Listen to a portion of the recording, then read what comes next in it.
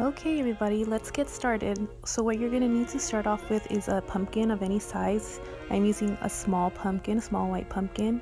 I'm also using a matte black paint. It's called chalkboard paint.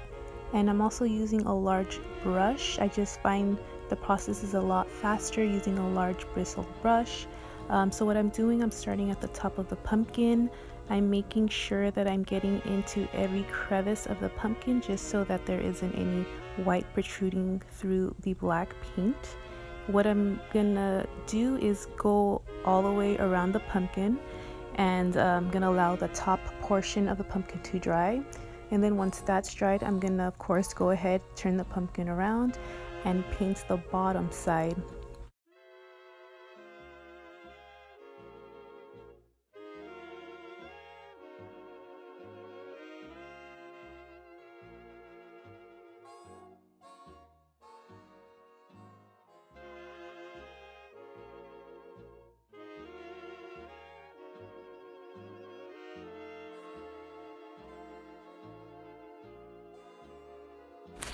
Next, we're gonna move on to creating the pumpkin's spider legs.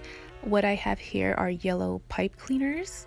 I already had a pack of colored pipe cleaners, so I just decided to paint them black, which, you know, I'm trying to be handy.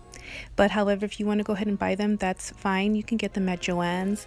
I'll link a promo code down in the description box for, I believe it's either 40 or 50% off one regular priced item.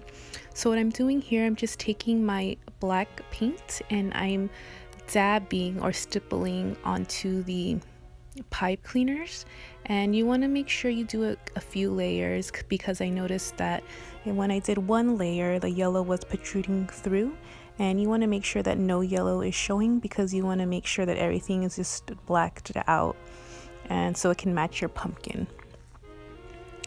And if you have a medium or large size pumpkin, I do recommend using one full length pipe cleaner, but since I'm using such a small pumpkin, what I did, I folded my pipe cleaner in half and cut it down the middle, and I only needed 4 pipe cleaners opposed to having to use 8 for the legs.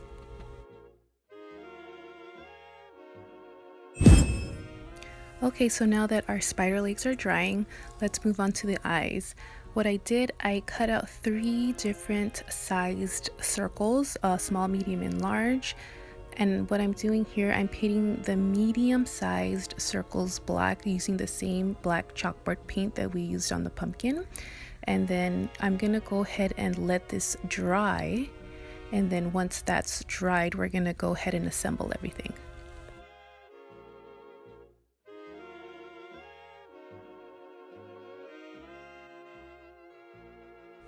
Okay, so now that our circles are dry, what I'm doing here, I'm just taking my hot glue gun and I'm putting glue on the medium-sized circle that we just painted, and I'm placing it on the large circle. What this is going to do, it's just going to give that cute effect, and the smaller white circles, you can either place them on the upper top, the middle, or the bottom, and it will just let it look like the pumpkin is like either cross-eyed or looking downwards. It's very cute. Here, what I'm doing, I'm placing the eyes on the pumpkin by hot gluing them. I put little dabs of glue on the pumpkin, and then I place the circles on top of the pumpkin. Also, I will be leaving a link to the PDF of the pumpkin eyes. I will have 3 different sizes: small, medium, and large. Okay, so now we're gonna move on to attaching our spider legs. So here what I'm doing, I'm just taking 1 full length spider leg and I'm folding it in half and cutting it down the center.